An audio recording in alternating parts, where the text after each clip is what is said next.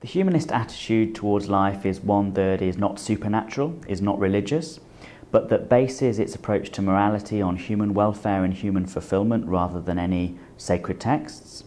And the humanist attitude is also that in the absence of any ultimate meaning to the universe, it's human beings that create meaning in our lives in the here and now. It's an ethical philosophy that has people at the centre, and so it puts a very high value on empathy. It's the importance of understanding how others feel.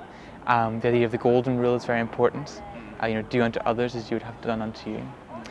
And lastly, I think it's got a very strong emphasis on science.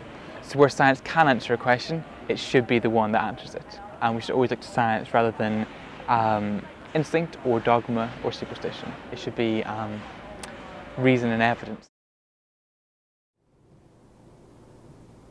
Some people ask what sort of faith humanists have.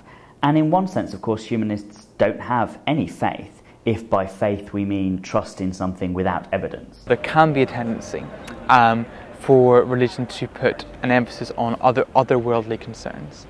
So worrying about the afterlife, life after death, worrying about sin or blasphemy, which don't really concern people. Lots of religious people who believe in God because of personal experience or sacred texts, they've put their trust in those sources as an alternative way of finding out about reality. So they have faith in something for which there's no actual evidence. Often people feel that religion gives them an ultimate purpose, a deeper purpose. They will say that we're put on this earth because we will, for example, to love and serve our Lord. And I think humanism won't answer that question for you. Because we're not put on here for a purpose, simply because we weren't put here. We happened.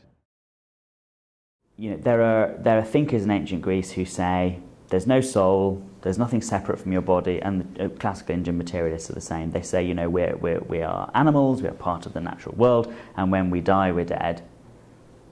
No, there's no afterlife. Well, okay, that's an idea that people can have and have had for thousands of years, but it's modern science that really tells us that that's true.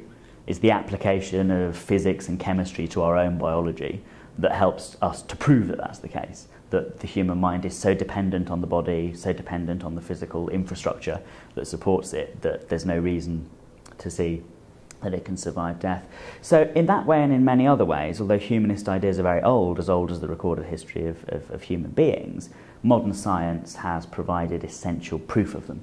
How we would approach the universe in terms of questions that can be answered by science. So where does life come from? Well, we've got evolutionary theory to explain that. Where does the universe come from? We've got the Big Bang theory to explain that. So science is very important there, and it has replaced a lot of the religious answers that used to take science's place.